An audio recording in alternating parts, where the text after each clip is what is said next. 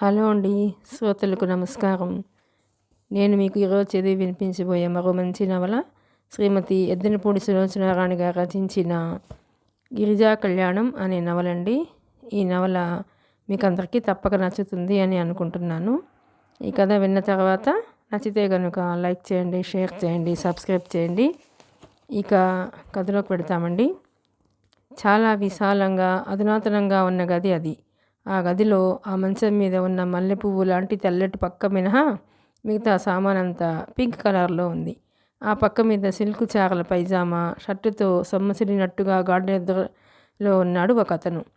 తొలి ఉషస్సులో కాంతి పిల్ల తెమ్మెరలను జంటగా తోడ్కొని తెరచి ఉంచిన కిటికీల గుండా లోపలికి వచ్చి అతన్ని తాకి మేల్కొలపటానికి ప్రయత్నిస్తోంది. ఇంతలో మంచం పక్కన ఉన్న పింక్ కలర్ ఫోన్ గణగణలాడింది.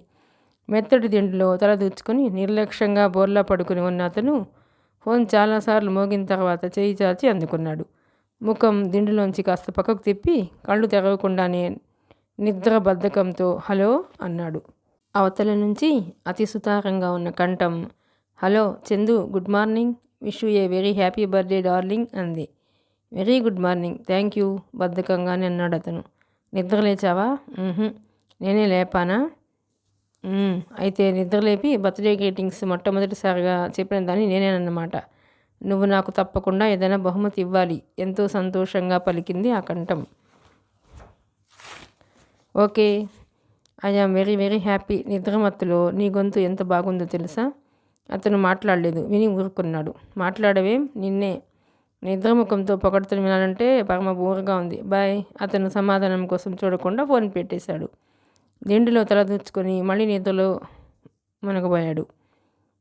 ఫోన్ మళ్ళీ మోగింది. అతను తీశాడు. Hello Chandu, wish you a very very happy birthday. Thank you.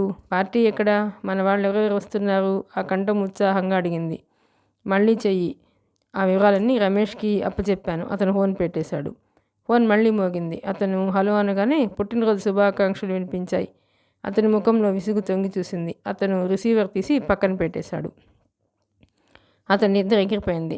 వెళ్ళకిల్లా పడుకున్నాడు. సూర్యోదయం అవుతున్నప్పుడు గమ్మత్తైన ప్రశాంతత ఉంటుంది. కిటికీలో నుంచి మందార చెట్టు మీద పిచ్చికలు చేస్తున్న రొద చెవులకు వినసొంపుగా ఉంది. తల కింద చేతులు పెట్టుకొని అతను ఆ శబ్దం ఎంతో ఇష్టంతో వింటున్న వాడిలా పడుకున్నాడు. ఇంతలో తలుపు మీద టక్ టక్ అని వినిపించింది. కమిన్ అన్నాడు. లోపలికి వయసు మడిన వ్యక్తి వచ్చాడు. అతని చేతిలో పేపర్ ఉంది. అది తెచ్చి అందిస్తూ చిన్నబాబు, ఈరోజు తమకు పుట్టినరోజు అన్నాడు. అతను పేపర్ అందుకుంటూ తల ఊపాడు. ఆ మాట ఇప్పటికి కనీసం 10 మంది అయినా గుర్తు చేశారు సాయన్న అన్నాడు. ఎక్కువ మంది స్నేహితులు ఉంటే అంతే బాబు, మన విషయాలు మనకంటే వాళ్ళకే ఎక్కువగా గుర్తుంటాయి. కాఫీ తీసుకురానా? అతను వెళ్ళబోతుంటే పిలిచాడు. ఇదిగో సాయన్న. సాయన్న వెంటనే ఆగాడు. భక్తి శ్రద్ధలతో అతని నోటి వెంట రాబోయే మాటల కోసం వేచి నిలబడి చూస్తున్నట్టు నిలబడ్డాడు. ఈరోజు ఫ్రెండ్స్ లంచ్ బయట అరేంజ్ చేస్తున్నారు. వాళ్ళతో భోజనం బయట చేస్తాను. తాతయ్యకి చెప్పు. తాతగారు మీ పుట్టినరోజని లాయర్ గారిని భోజనానికి పిలుస్తున్నారండి. అబ్బా, నువ్వు చెబుదు. అలాగే. సాయన్న వెళ్ళిపోయాడు. చందు పేపర్ మంచం మీద పడేసి కిటికీ దగ్గరకు వచ్చాడు. క్రింద తోటలో క్రమబద్ధంగా పెంచిన చామంతులు, గులాబులు, ఆస్టర్లు విరగబూసి ఉన్నాయి. మందారాలు మగ్గులు విడుతూ సూర్యకిరణాల వెచ్చని కౌగిలి కోసం వేచి చూస్తున్నాయి. ఎత్తైన కాంపౌండ్ వాళ్ళ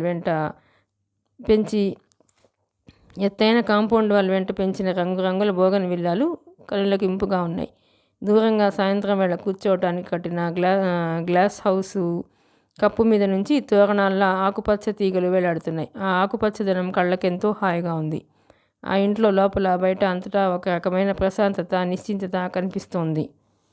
అతను చిన్నప్పటి నుంచి గమనిస్తూనే ఉన్నాడు. ఆ ఇంటి రంగు మాయటం అతని ఎన్నడూ చూడలేదు. ఆ పూతోటలో ఏవో ఒక పూలు లేకుండా ఖాళీగా ఉండటం కానీ, వాటి మధ్య గడ్డి పెరగటం కానీ అతను ఎరగడు. అంతటి క్రమశిక్షణతో ఉంటారు నౌకర్లు. సూర్యోదయపు తొలి కిరణాలు ఆకుల అంచుల మీద పడి అక్కడి నుంచి జారి కిందనున్న పచ్చికలో ఆవరించుకొని ఉన్న మంచు బిందువుల్ని వేలిమి ముత్యాల్లా చూపిస్తున్నాయి. అతను ముగ్ధుడైనట్టుగా అటే చూస్తున్నాడు. వాటి ఆయుష్ అత్యల్పం, కానీ వాటి అందం అనిర్వచనీయం. మనిషి జీవితం కూడా అలాగే ఉండాలి. అతను కిటికీ దగ్గర నుంచి కదిలి బాత్రూంలోకి వెళ్ళాడు. పేస్ట్ బ్రష్ మీద వేసుకుని నోట్లో పెట్టుకోబోతూ ఒక్కసారి అద్దంలో ప్రతిబింబం దీక్షగా చూసుకున్నాడు. అతనికి ఈ రోజుతో 28 సంవత్సరాలు నిండుతున్నాయి. అబ్బా, 28 సంవత్సరాలు! అతని అంతరాత్మ బాధగా మూలిగింది. టైం మరి ఇంత త్వరగా గడిచిపోతే ఎలా? తనకి పెళ్లి కాలేదు కాబట్టి ఇంకా ఈ మాత్రమైనా ఇలా ఉన్నాడు. అదే పెళ్ళి అయితే భార్య, పిల్లలు, పరమబోర్. అతను కంపరం అంచుకుంటున్నట్లుగా భుజాలు చిన్నగా ఎగరవేశాడు. తన తోటివాడే సూరి. పెళ్లి కాకముందు పందెం గుర్రంలా ఎలా ఉండేవాడు. పెళ్ళి అయిన తర్వాత ఆ ఉత్సాహం అంతా ఏమైపోయిందో శృతిలేని విడన అయిపోయాడు. ఎప్పుడు కదిపినా భార్య, పిల్లలు, అదే గొడవ. ఆ భార్య ఒక రాక్షసి. పెళ్ళి 5 సంవత్సరాల్లో ఇంకేం పనినట్టు 3 పిల్లల్ని కంది. ఆ పిల్లలు ఆ భార్య వాడిలో సరదా చంపేసి వాడిని జీవోత్సవం చేశారు. వాడు జీవిస్తోంది జీవితం కాదు, నరకం. అతను పళ్ళు తోముకుని టవల్తో ముఖం తుడుచుకుంటూ బయటకు వచ్చాడు. మంచం మీద కూర్చుని పేపర్ తిరిగేసాగాడు. మొదటి పేజీలో తాటికాయంత అక్షరాలతో పొరుగు దేశంలో మిలిటరీ ప్రభుత్వం గద్దెక్కటానికి జరిపిన విధ్వంసకాండ ఉంది. అతను దాని మీద ఆసక్తి లేనట్టు పేజీ తిప్పేశాడు. పేపరు చివరి పేజీ నుంచి చూడసాగాడు. అక్కడ గేమ్ కాలం చూసి తర్వాత గుర్రపు పందెల గురించి వివరాలు ఆసక్తిగా చూశాడు. సుఖంగా పెరిగిన అతనికి దేశంలో జరిగే అలజడులతో పనిలేదు. ధరలు పెరిగితే జనం పడే బాధలు అతనికి తెలియవు. అతని జీవితం మలయమారతంలా మంచిగంధం పరిమళంలా గలగలా పారే సెలయేర్లా ఉంటుంది. అతనికి పెద్దగా డిగ్రీలు లేవు, అందుకేమీ అతనికి బాధ లేదు. అతని కుటుంబం 10 కుటుంబాలకు ఆశ్రయం ఇచ్చే స్థితిలో ఉన్నప్పుడు అతను భుక్తి కోసం ఇంకొకరి దగ్గర పనిచేయాల్సిన అవసరం ఎందుకుంటుంది? ఒక్క మాటలో చెప్పాలంటే అతను రావు బహదూర్ రాజగోపాలరావు గారి ఏకైక మనుమడు అనే కంటే అదృష్టదేవత ముద్దుల కొడుకు అని చెప్పవచ్చు. పేపర్ యథాలాపంగా తిరిగేస్తున్న అతని దృష్టి ఒక చోట ఆగిపోయింది. పేపర్లో ఒక మూల బాక్స్ కట్టి అనాథ యువతి అభ్యర్థన అని హెడ్డింగ్ ఉంది. అతను ఆ ప్రక్కన చదివాడు. అందులో ఇలా రాసి ఉంది: దయాధర్మం గల ప్రతి వ్యక్తికి నా నమస్కారం. నా పేరు గిరిజ. నాకు తల్లి తండ్రి లేరు. ఒకే ఒక తమ్ముడున్నాడు. వాడు హృద్రోగంతో వైద్య సహాయం లేక రోజు రోజుకి మృత్యు సన్నిధికి చేరువవుతున్నాడు. వాడు మినహా ఈ ప్రపంచంలో నాకు ఇంకెవ్వరూ లేరు. ఆపరేషన్ చేస్తే వాడు తప్పకుండా బతుకుతాడని డాక్టర్ని చెప్పారు. ఆ ఆపరేషన్కి నేను ఎంతో కష్టపడి 2,000 రూపాయలు కూడా పెట్టుకున్నాను. ఇంకొక 2,000 రూపాయలు ఉంటే నా తమ్ముడి ప్రాణం నేను రక్షించుకోగలను. మీరు రోజు మీకు తెలియకుండానే ఎంతో డబ్బు వృధా చేస్తూ ఉంటారు. మీరు హృదయంతో మీకు తోచినంత సహాయం చేస్తే ఒక జీవితాన్ని మృత్యుముఖంలోంచి తప్పించిన వారు అవుతారు. మరో జీవితానికి అండ కల్పించిన ధర్మాత్ములు అవుతారు. మీరు పంపబోయే ఏ కాస్త డబ్బైనా నేను లక్షలు కోట్లు అనంత విలువగా భావిస్తాను. ఎందుకంటే కొన్ని వానచినుకులే కుండెడు నీళ్లుగా మారుతాయి. నా ఈ ప్రకటన చూసిన ప్రతి వ్యక్తి మమ్మల్ని కనికరించి నా తమ్ముడికి ప్రాణభిక్ష పెట్టమని చేతులు జోడించి మిమ్మల్ని అర్థిస్తున్నాను. మీరు మాకు 1 రూపాయి పంపితే మీకు 10 రూపాయలు కలిసి వచ్చేటట్లు చేయమని నేను భగవంతుడిని ప్రార్థిస్తాను. నా చిరునామా ఈ క్రింద ఇస్తున్నాను. చందు 2-3 సార్లు ఆ ప్రకటన చదివాడు. అతి ప్రశాంతంగా ఉన్న ఆ ఉదయపు వేళ అతని మనసు అనాథ యువతి విన్నపానికి ఆర్ద్రమైంది. అతను ఏదైనా భరించగలడు, కానీ రోగగ్రస్తుడైన మనిషిని చూడలేడు. అతను లేచి వెళ్ళి వీరా తెరిచాడు. అందులో ఉన్న డబ్బు తీశాడు. సాయన్న కాఫీ తెచ్చాడు. కాఫీ బాబు అక్కడ పెట్టు. చందు డ్రాయర్ సొరుగులాగి అందులో నుంచి సిజర్స్ తీసి ఆ పేపర్లో ప్రకటన ఉన్న అంత మేర కట్ చేశాడు. కాఫీ కప్పు తెచ్చి అందించిన సాయన్నకి డబ్బు అందించాడు. ఏమిటి బాబు ఇది? సాయన్న, ఈరోజు నా పుట్టినరోజు కదూ? అవును, నా పుట్టినరోజు నాడు అమ్మ జ్ఞాపకార్థం ఏదో ఒక మంచి పని చేసి తీరాలనే అలవాటు తాతయ్య చేశారు కదా? అవును, ఈరోజు ఈ మంచి పని చేస్తున్నాను చూడు అంటూ చేతిలో పేపర్ కట్టింగ్ అందించాడు. సాయన్న ఆ పేపర్లో ప్రకటన చదివాడు. అతని ముఖంలో సంభ్రమం ఒప్పిరిగొంది. నేను ప్రతిసారి మీరు స్నేహితుల గొడవలో పడి ఎక్కడ మర్చిపోతారో అని అనుకుంటూ ఉంటాను. ఒక్కసారి కూడా మర్చిపోరు. చందు కాఫీ తాగుతూ అన్నాడు. ప్రతిసారి ఏం మంచి పని చేయాలా అని నేను తల బద్దలు కొట్టుకోవాల్సి వచ్చేది. ఈసారి నిద్రలేస్తూనే ఈ బెడద పోయింది. క్రితంసారి మీరు పెళ్లి జరిపించిన పని మనిషి సీతాలు కూతురికి అప్పుడే కొడుకు. ఆ అబ్బాయికి మీ పేరే పెట్టుకున్నారండి. ఏమిటి? ఏడాది తిరగకుండానే అప్పుడే వాళ్ళకి పిల్లల? చందు కంగారుగా చూశాడు. అయితే నేను మంచి పని చేయలేదన్నమాటే. చందు తన లెటర్ ప్యాడ్ తీసి దానిలో తన అడ్రస్, పేరు ఉన్నంత మేర మడిచి చింపేశాడు. తెల్ల కాగితం మీద గబగబా 4 వాక్యాలు ఇలా రాశాడు. గిరిజ గారికి మీ ప్రకటన చూశాను.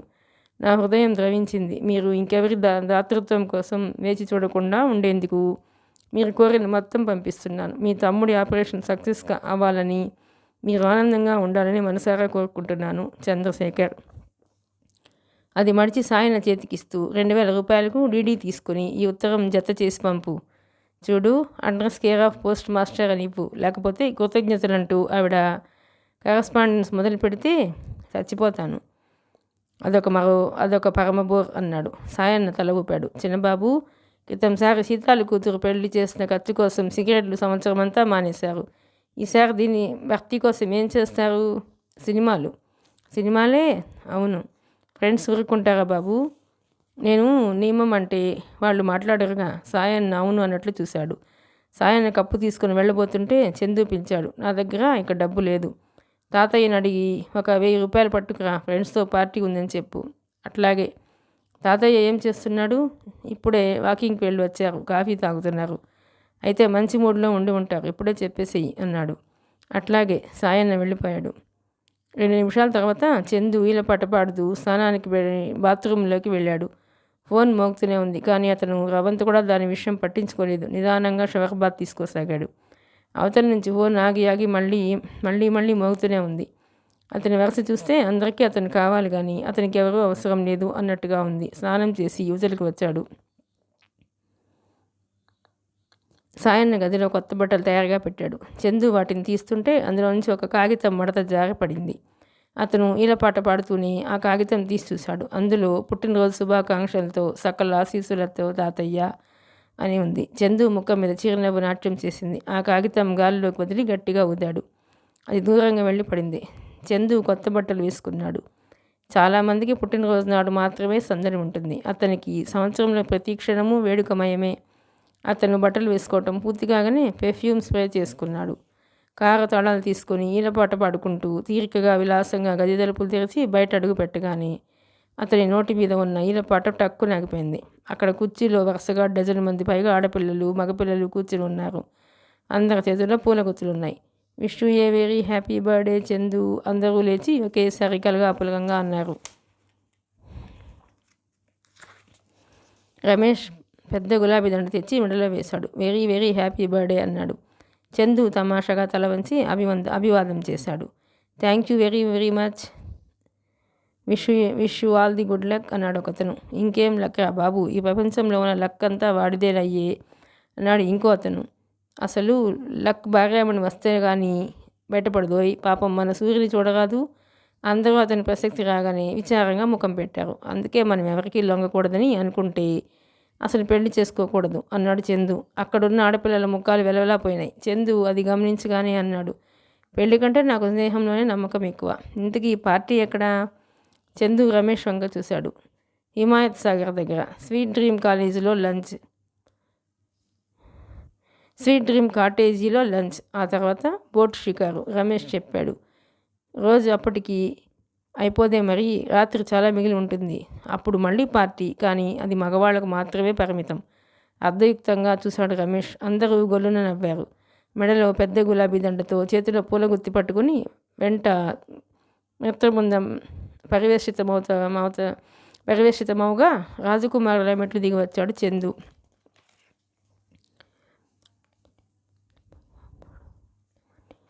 కింద విశాలమైన హాల్ ఉంది. దానిలో మధ్యగా ఖరీదైన సోఫా సెట్ ఉంది. అక్కడ నేల మీద పరిచి ఉన్న కార్పెట్ బజార్లో సాధారణంగా అమ్మకానికి కనిపించినటువంటి అందంగా ఉంది.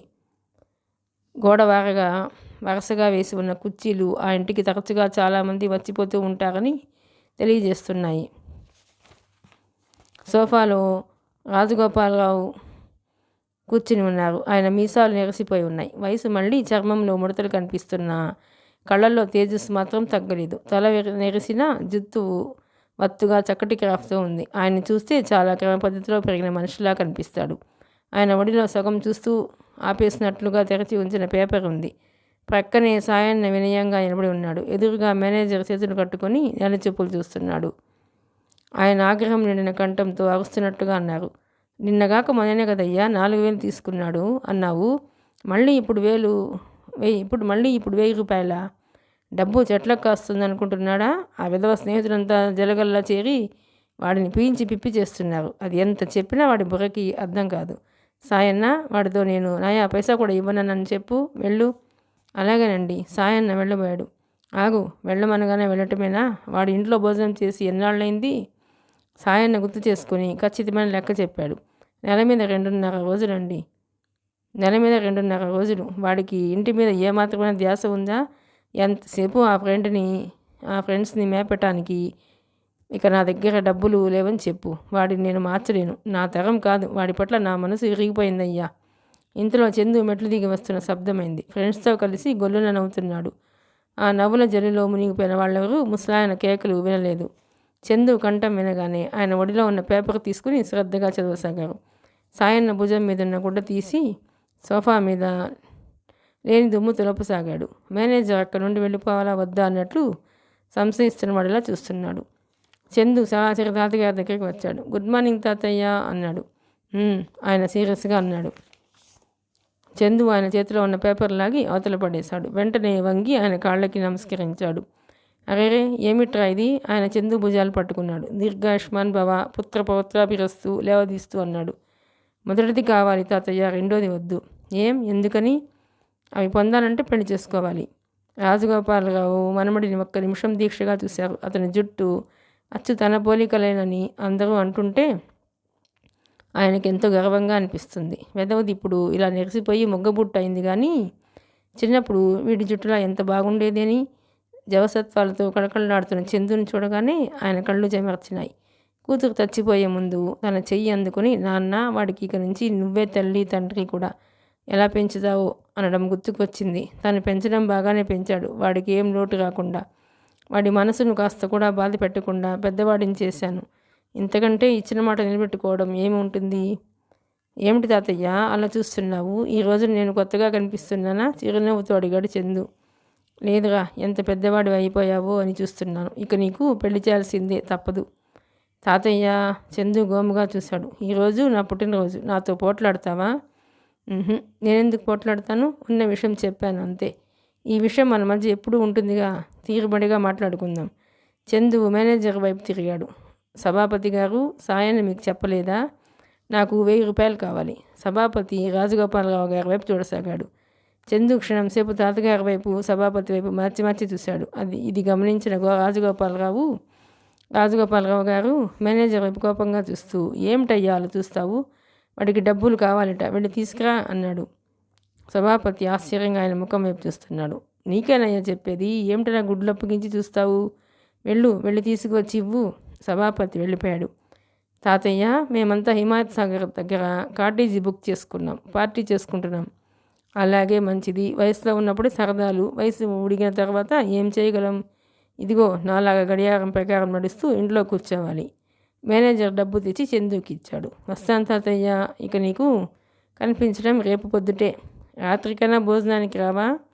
చూస్తాను తాతయ్య. ఈ దయ్యాలు నన్ను వదిలేస్తే అలాగే వస్తాను, ఫ్రెండ్స్ని చూపిస్తూ అన్నాడు. సరే నీ ఇష్టం అన్నారు ఆయన. చందు ఫ్రెండ్స్తో కలిసి వెళ్ళిపోయాడు. మనమడితో పాటే రాజగోపాలరావు గారి ముఖంలో ప్రసన్నత కూడా వెళ్ళిపోయింది. ఈ దయ్యాలు నువ్వు బ్రతికుండగా ఈ జన్మలో వదలవు అన్నాడు. మీరు గట్టిగా ఉండమంటే చిన్నబాబు ఉండేవారు అన్నాడు సాయన్న. రాజగోపాలరావు గారు సాయన్న వైపు తిరిగారు. చాలే, నీకేం తెలుసు వాడి సంగతి? నేను ఉండమంటే తప్పకుండా ఉంటాడు. కానీ పుట్టినరోజు నాడు వాడిని నేను ఎలా బాధ పెట్టను? ఆయన దృష్టి మేనేజర్ మీద పడింది. చివాట్లు వేస్తున్నట్లుగా అన్నారు. ఏమయ్యా, నీకు అసలు కాస్తైనా బుద్ధుందా? డబ్బివ్వు అనగానే వెళ్ళి పుచ్చుకు రావటమేనా? మేనేజర్ తెల్లబోయాడు. మీరే కదండి తెమ్మన్నారు అంటూ నసిగాడు. తెమ్మన్నా నిజమే, కానీ నువ్వు వెళ్ళి డబ్బు లేదు అని తిరిగి వస్తావని అనుకున్నాను. ఆ మాత్రం తెలియదు లేవేమిటయ్యా నీకు? చీచి, మీలో ఒకరికి కూడా బుర్రలేదు అంటూ విసుక్కున్నారు. ఇంతలో ఫోన్ మోగింది. మేనేజర్ వెళ్ళి తీశాడు. లాయర్ గారు చేశారు అంటూ ఫోన్ తెచ్చి అందించాడు. హలో, ఏమిటో శేషారత్నం? చేసేందుకేముంది, వాకింగ్ అయింది, కాఫీ తాగడం పూర్తయింది. చందువునా? వాడెక్కడున్నాడు? ఆ దయ్యాలు వచ్చి తీసుకుపోయినాయి. నేను ఉన్నానుగా. ఆ శుభాకాంక్షలేవో నాకు చెప్పవయ్యా. నేను పుచ్చుకుంటే వాడు అందుకున్నట్లే. భోజనం ఎందుకు లేదు? తప్పకుండా వాడు లేకపోతేనే మన ఇద్దరం ఉన్నాంగా. ఎన్నింటికి వస్తావు నువ్వు? సరిగ్గా 12 గంటలకి రా, ఎదురు చూస్తుంటాను. నేను అసలే బ్లడ్ ప్రెషర్ మనిషిని, నీకు తెలుసుగా. ఈ మధ్య ఊరికేనే కోపం వస్తుంది. అలాగే అలాగే అని పెట్టేశారు. మేనేజర్తో మధ్యాహ్నం లాయర్ గారు భోజనానికి వస్తున్నారు, ఏదైనా స్పెషల్ చేయించండి అని పురమాయించారు. తర్వాత ఫోన్ మోగుతూనే ఉంది. రాజగోపాలరావు గారు మనమడి తరపున విసుగు లేకుండా శుభాకాంక్షలు అందుకుంటూనే ఉన్నారు. ఒక గంట సేపు అయ్యేసరికి ఆయనకి నీరసం వచ్చింది. కుర్చీలో జాగిలబడి కూర్చుంటూ, ఇదిగో సభాపతి, ఎవరైనా ఫోన్ చేస్తే నేను కూడా ఇంట్లో నిన్ను చెప్పు అన్నారు. సాయన్న ఆయనకి హార్లిక్స్ కలిపి తెచ్చి ఇచ్చాడు. ఆయన తాతగారు ఎదురుగా కూతురి ఫోటో కనిపించింది. ఆయన క్షణంసేపు తదేకంగా ఆ ఫోటో వైపు చూడసాగారు. కమల స్వభావం చందుకి రానేలేదు. కమల ఇల్లు ఎంత బాగా చూసుకునేది. నౌకర్లతో ఆత్మీయంగా, బంధువులతో ప్రేమగా ఉండేది. తనకు ఉన్నది ఒకే ఒక్క కూతురైనా 10 మంది పిల్లల పెట్టుగా సందడిగా ఉండేది. కమల కమల కమల కమల అంటూ అందరూ ఇష్టపడేవారు. ఇద్దరికం వచ్చిన భర్త అని చులకన ఏమాత్రం లేకుండా ఎంతో గౌరవాభిమానాలతో చూసేది. వ్యాపారి ఇచ్చా తను ఎప్పుడూ బిజీగా ఉండేవాడు. వ్యాపారం అకౌంట్స్ చూడటంలో సాయం చేసేది. ఎంత తెలివిగా ఉండేది. ఎవరు ఎంత చిన్న తప్పు చేసినా ఇట్టే పట్టేసేది. అంత సామర్థ్యంగా ఇల్లు నడుపుతున్న కమలను చూస్తుంటే తనకి ఎన్నోసార్లు కమల మగపిల్లవాడితే ఎంత బాగుండేది అనిపించేది. కమలకి మగపిల్లవాడు కలిగాడు. మనుమడిని తను ఆనందంగా చూస్తుంటే, నాన్న ఇక దిగులు పడకు, వీడిని జాగ్రత్తగా పెంచి పెద్ద చేస్తాను, నువ్వు కొడుకులు లేని లోటు ఫీల్ అవ్వకుండా భర్తీ చేస్తాను అంది నవ్వుతూ. తనేవాడికి చంద్రశేఖర్ అని పేరు పెట్టాడు. గలగల పరిగెత్తే సెలయేరు లాంటి కమల భర్త యాక్సిడెంట్లో హఠాత్తుగా మరణిస్తే తన కోసం ఆ దుఃఖం లోపల దిగమింగి ఎప్పట్లా ప్రవర్తిస్తుంటే తనకి కళ్ళనీళ్ళు వచ్చేవి. చందు పెరిగి పెద్దవాడవుతున్నాడు. జీవితం తనకి సర్వస్వం ఇచ్చింది. కానీ ఆ సర్వస్వాన్ని తను ఆనందంగా అనుభవించనీయకుండా గుండెల్లో కోత పెట్టింది. చందు 10 సంవత్సరాల పిల్లవాడుగా ఉండగా కమలకి క్యాన్సర్ అని తెలిసింది. ఏ డాక్టర్లు కమలని రక్షించలేకపోయారు. ఎంతమందికో తను ఎన్ని రకాలుగానో సాయం చేసి వాళ్ళ జీవితాలు కుదుటపడేట్టు చేశాడు. ఇతరులకి అంత బాగా ఉపయోగపడిన ఆ డబ్బు తన కన్న కూతురి ప్రాణాలు నిలబెట్టలేకపోయింది. కమలని తను మృత్యువు నుంచి వెనక్కు లాగలేకపోయాడు. ఆ క్షణంలో తను పడిన వేదన వర్ణాతీతం. తన బాధను చూసి కూతురు చిరునవ్వు నవ్వింది. ఎందుకు నాన్న బాధపడతావు? పుట్టినప్పుడే మనిషి చావు కూడా రాసిపెట్టి ఉంటుంది. కాకపోతే ఈ మరణం నాకు కాస్త వేగంగా వచ్చింది అంతే. నా జీవితంలో అంతా తొందరగా నాన్న. చిన్నప్పుడే అమ్మ పోవడం, నేను త్వరగా పెద్దరికం తెచ్చుకున్నాను, త్వరగా పెళ్ళయింది, భర్త త్వరగా పోయాడు, ఇప్పుడు మృత్యువు కూడా త్వరగా వచ్చేసింది, అంతేగా.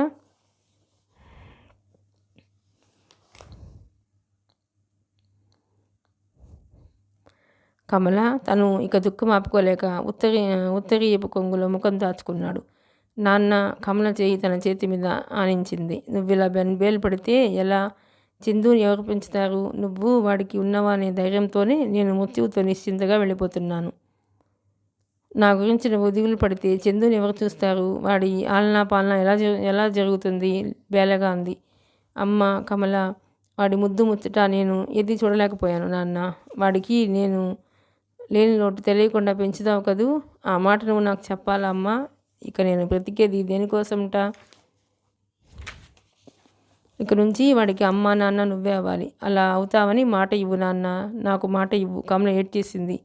తన కూతురికి వాగ్దానం చేశాడు. ఆ వాగ్దానం తనకు తెలిసినంత వరకు అక్షరాలా నిలబెట్టుకున్నట్టే భావిస్తున్నాడు.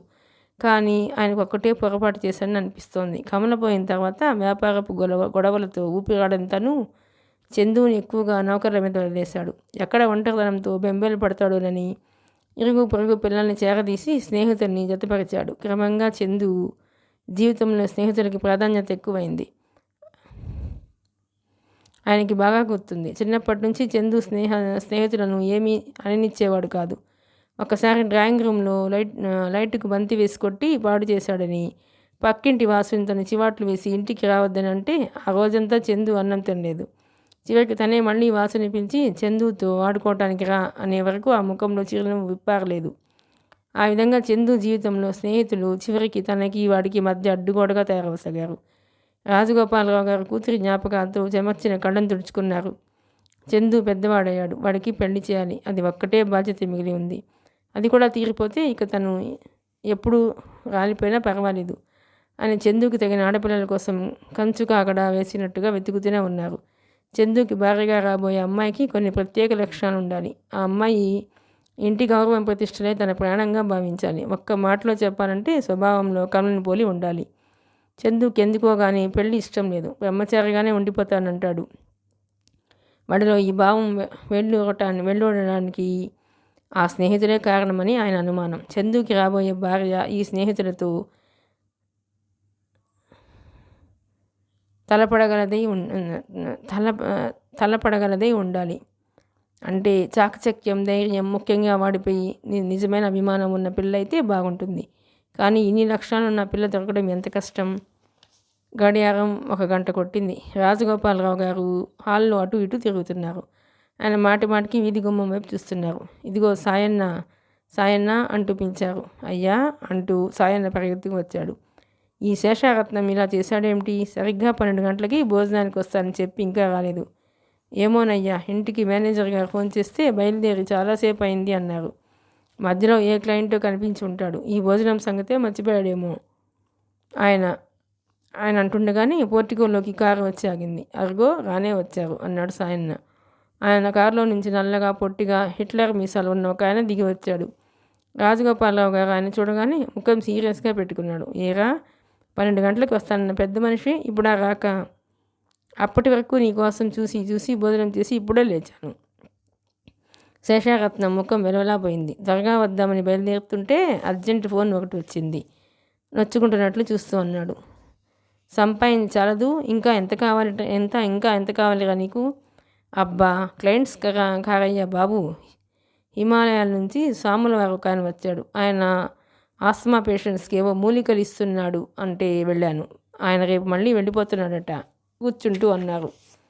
రాజగోపాలరావు గారు స్నేహితుడి వైపు జాలిగా చూశారు. శేషు, నీకు ఆ ఆస్తమా తగ్గుతుందనే ఇంకా నమ్మకమా? ప్రయత్నించడంలో తప్పు లేదు కదరా. 30 సంవత్సరాల నుంచి చెయ్యని ప్రయత్నం లేదు, తినని మందు లేదు. నీకు ఆ ఉబ్బసం, నాకు బ్లడ్ ప్రెషరు, ఈ రెండు ఈ జన్మకి ఇక తగ్గవు. ఇప్పుడు నీ వయసు ఎంత? 58.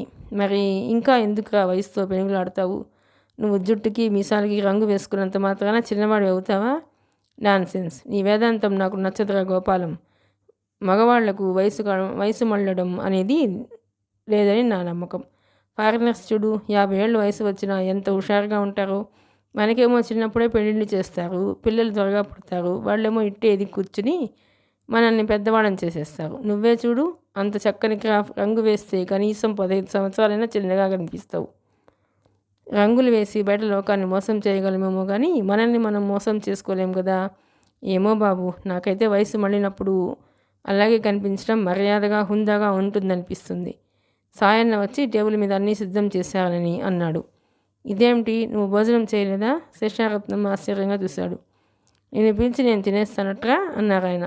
మిత్రులు ఇద్దరూ లేచి డైనింగ్ హాల్లోకి వచ్చారు. అక్కడికి రాగానే ముక్కు పుటాలు ఎగబిల్చారు. వంటకాలు గుమగుమలాడుతూ టేబుల్ నిండా ఉన్నాయి. 2 స్వీట్లు, పాయసం, గారెలు, ఆవడలు, పనసకాయ కూర, కొబ్బరి పెరుగు పచ్చడి. శేషారత్నం టేబుల్ దగ్గర కూర్చొని వాటిని అన్నింటినీ పరీక్షగా చూశాడు. మిత్రుడి వంక చూస్తూ, ఒరేయ్, నువ్వు భోజనానికి పిలిచి ఇలా చిత్రహింస చేస్తావా అన్నాడు. నేనేం చేశానురా? లేకపోతే ఏమిటిదంతా? నేను ఆస్మా పేషెంట్ అని తెలుసుగా. నిన్ననే బాగా అటాక్ వచ్చిందని తెలుసు. రాను అంటే కొద్దిగా తిందువు కానీ రా అని బలవంతం చేశావు. డాక్టర్ ఏమో 2 రోజులు తేలిగ్గా జీర్ణమయ్యే ఆహారం తినమన్నాడు. నువ్వేమో నాకు ఇష్టమైనవన్నీ చేయించి ఊరెట్టు చేస్తావా? నరకానికి పోతావులే. నువ్వేనా ఏమిటి? నాకు మాత్రం బాధ లేదా? నిన్ను వదిలి ఇవన్నీ నేను తింటే కదా. నేను అసలే బ్లడ్ ప్రెషర్ మనిషిని, షుగర్ కంప్లైంట్ కూడా ఉంది. ఆ ఆకుకూర తప్ప ఇంకేం ముట్టలేను. మరి ఇవన్నీ ఎందుకు చేసినట్టు? అదే నాకు తెలియదు సాయన్న. ఇవన్నీ చేయమని ఎవరు చెప్పారు? మేనేజర్ గారండి. మీరేమో చందు పుట్టినరోజు స్పెషల్స్ చేయించు అన్నారట కదా. స్పెషల్ అసలే లేదు, స్పెషల్ అన్నాను. స్పెషల్స్ అనలేదు, స్పెషల్ అన్నాను. ఏదో ఒకటి తేలిగ్గా జీర్ణమయ్యేది చేస్తారని. ఇవన్నీ ఎవరు తింటారు? శేషారత్నం బాధగా చూశాడు. ఎవరేమిటి, మనం తినకపోతే ఇంట్లో మనుషులు లేరా? మేనేజర్తో కలిపి 6 భోజనం చేయాలి. ఇద్దరు కొద్దిగా అన్నం పెట్టుకుని ఆకుకూర మాత్రం వేసుకున్నారు. సాయన్న వచ్చి అవన్నీ తీసేయబోతుంటే రాజగోపాలరావు వారించారు. ఉండని సాయన్న, అలా చూస్తూ తింటే కొద్ది రోజులకే జిహ్వచాపల్యం తగ్గిపోతుంది. ఇద్దరూ భోజనాలు చేస్తున్నారు. ఏమంటున్నారు సూరి అని అడిగారు ఆయన. ఏమంటున్నాడు సూరి అని అడిగారు ఆయన. ఏమంటాడు, వేరే కాపురం పెట్టమని వాడి భార్య రోజు గొడవే.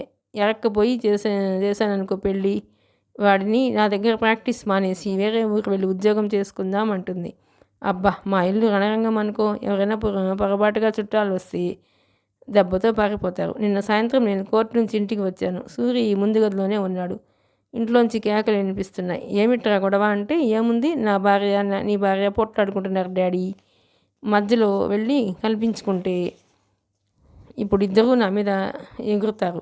ఆ పోట్లాట ఇప్పుడు అయ్యేటట్లు లేదు, ఇప్పుడే ప్రారంభమైంది అన్నాడు. సరే అయితే సినిమాకి పోదాంరా అన్నాను. సినిమా నుంచి తిరిగి వచ్చేసరికి ఇల్లు ప్రశాంతంగా ఉన్నమాట నిజమే, కానీ మమ్మల్ని చూడగానే మళ్ళీ మొదలుపెట్టారు. బాగానే ఉంది. ఇదివరకు నా ఒక గదిలోనే మా ఆవిడ సణుగుడుతూ డిస్టర్బెన్స్గా ఉండేది. ఇప్పుడు పక్క గదిలో కూడా మొదలైంది. సినిమాకు సూర్య ఒక్కడే వెళ్ళాడంటే భార్య వాడిని పీక పిసికి చంపినంత పని చేస్తుంది. పోనీ భార్యాభర్తలు ఇద్దరూ బయలుదేరుతారు. మరి నా భార్యను రమ్మంటే ఈవిడ రానంటుంది. రానంది కదా అని వాళ్ళిద్దరూ వెళితే ఇక సాధించి చంపుతుంది.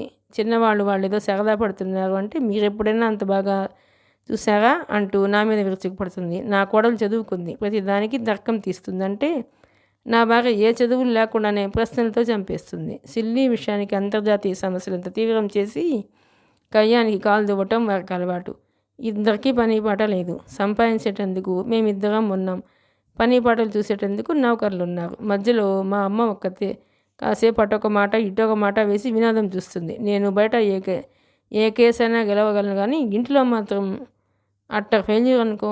రాజగోపాల్ గారు సానుభూతిగా వింటున్నారు. నన్ను అడిగితే ఈ రోజుల్లో పిల్లలు లేని వాళ్ళు మహా అదృష్టవంతులు అంటాను.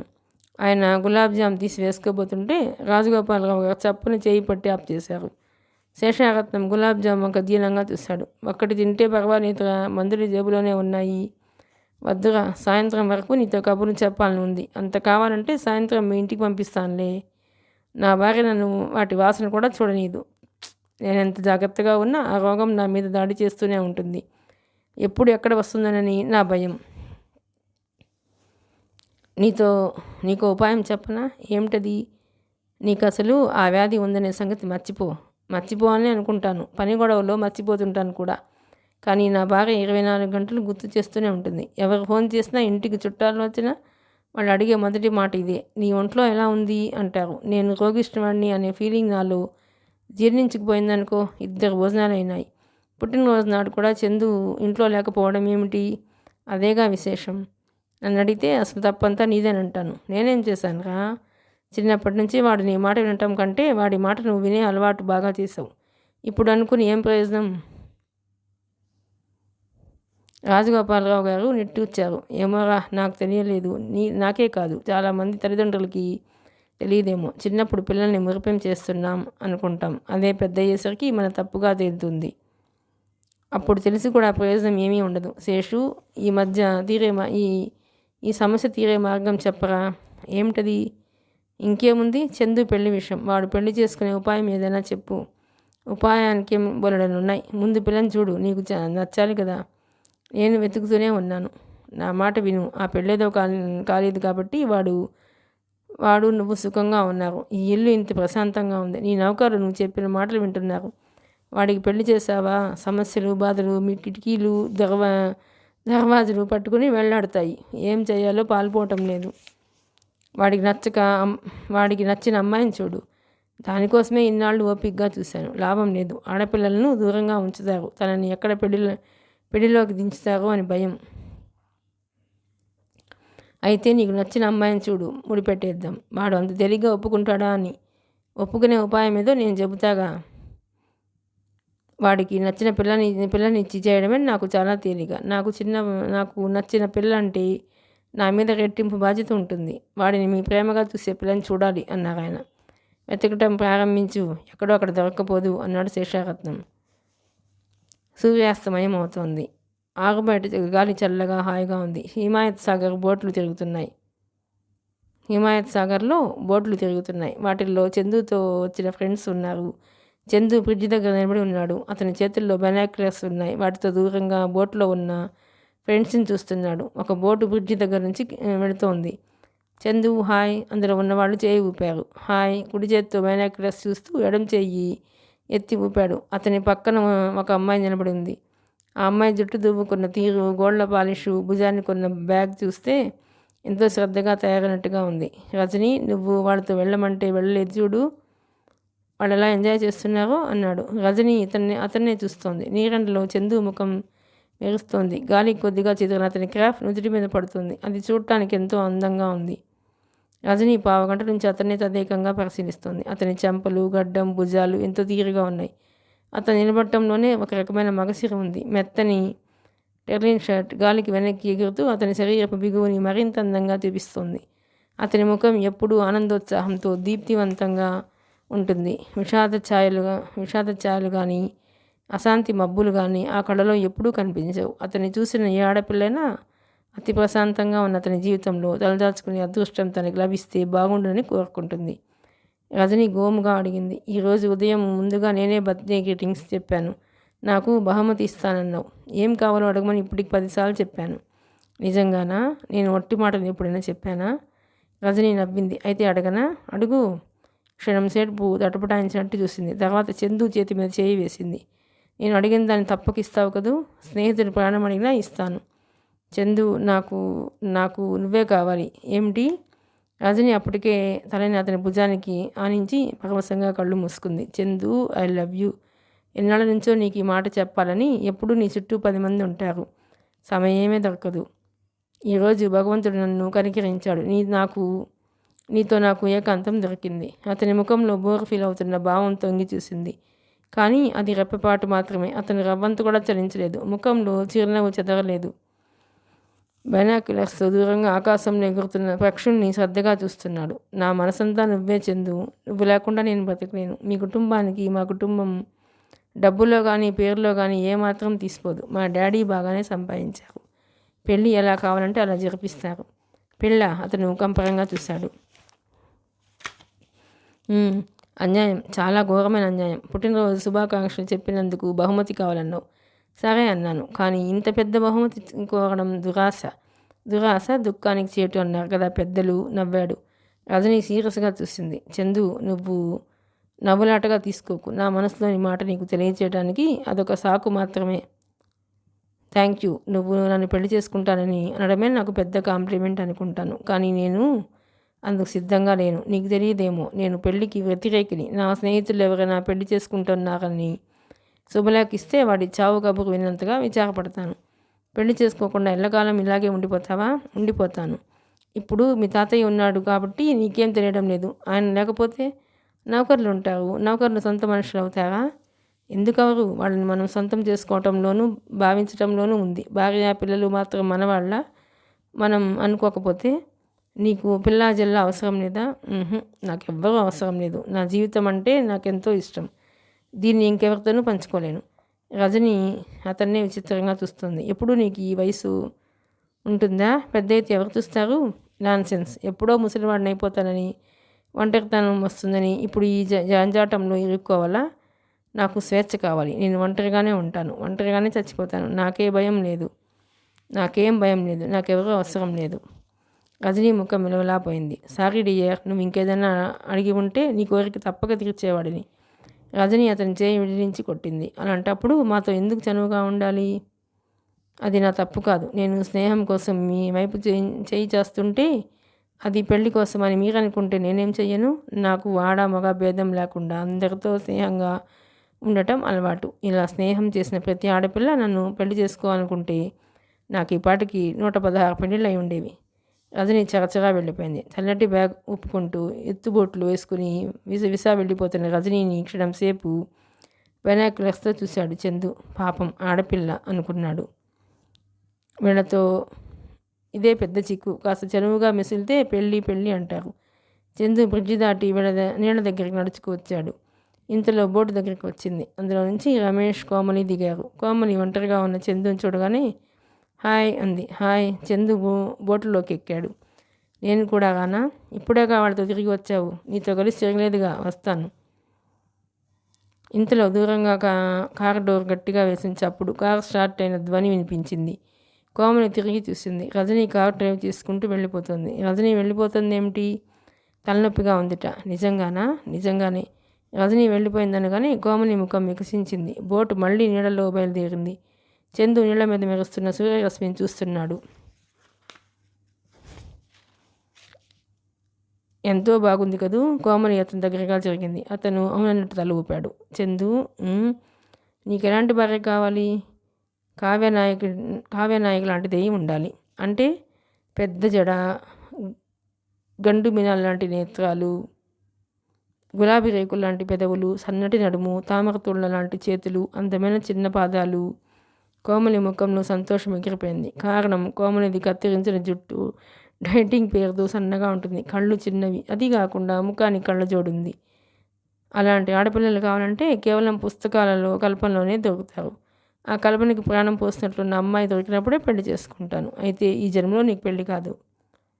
పోనీ ఇలాగే ఉండిపోతాను. నేను పెళ్లి చేసుకుంటే నా తృప్తి కోసం, నా ఆనందం కోసమే చేసుకుంటాను. ఏదో ఒక పెళ్ళిలే అని సరిపెట్టుకొని ఎలా చేసుకోను. నీకు అలాంటి అమ్మాయి దొరకకూడదని దేవుడిని ప్రార్థిస్తాను నేను. అదేమిటి? ఎందుకని? అంతే మరి. నేను నీకు నచ్చినప్పుడు నీకు నచ్చిన వాళ్ళెవరూ నీకు దొరకకూడదు. అదా సంగతి. అసలు మాట చెప్పవేం మరి? చందు బిగ్గరగా నవ్వాడు. అతని నవ్వు చక్కలి గింతలు పెట్టినట్లుగా నీళ్లు కూడా అలలుగా కదులుతున్నాయి. పెళ్ళి పెళ్ళి, ఈ మీ ఆడపిల్లలకి ఎంతసేపు పెళ్ళి మాటే తప్ప ఇంకో ధ్యాసే ఉండదు. పెళ్ళంటే ఏముంది? పిల్లలు, రోగాలు, ఇదే జంజాటం. మీకెవ్వరికి హాయిగా స్వేచ్ఛగా బ్రతకటం చేత కాదా? పంజరంలో పక్షుల మాటి మాటికి ఆ బందీఖానాయే బాగుంది అనుకుంటారు. నాకు ఆడపిల్లలంటే స్నేహమయిగా ఉండాలి. అనవసరమైన సిగ్గులు పడకుండా అతివాచరత్వం లేకుండా ఉండాలి అన్నాడు చందు. కోమలి అతన్నే చూస్తోంది. ఇతను స్వేచ్ఛగా తిరగటానికి బాగా అలవాటు పడ్డాడు. అందుకే పెళ్ళంటే ఇంత భయపడుతున్నాడు అనుకుంది. చందుని తదేకంగా చూసిన కోమలి నిట్టూర్చింది. ఇలాంటి డబ్బు గల వాళ్ళకి అసలు పెళ్ళిళ్ళు ఎందుకు? వాళ్ళ జీవితం ఒక పిక్నిక్లా గడిచిపోతుంది. ఇంతమంది ఆడపిల్లలతో స్నేహం చేస్తున్నా ఒక అమ్మాయితో కూడా అతను స్నేహానికి మించిన బాంధవ్యం పెట్టుకోకపోవడం విచిత్రమే. చందు చూడటానికి నవ్వుతూ తుళ్ళుతూ సరదాగా ఉంటాడు, కానీ అంతరాంతరాల్లో అతను చాలా తెలివిగలవాడు. అందుకే అమ్మాయిలందరితో కలిసి తిరుగుతున్నా ఏ అమ్మాయి అతన్ని పెళ్లిలోకి లాగి బంధించలేకపోయింది. ఇది తన ఒక్క ఓటమే కాదు, అతను కావాలనుకున్న ప్రతి ఆడపిల్ల పొందే అపజయమే అనుకుంది కోమలి. మిగతా కథ 2వ భాగంలోనండి. ప్లీజ్ అండి, ఈ నవల కనుక మీకు నచ్చినట్లయితే లైక్ చేయడం, షేర్ చేయడం, సబ్స్క్రైబ్ చేయడం మర్చిపోవద్దండి ప్లీజ్.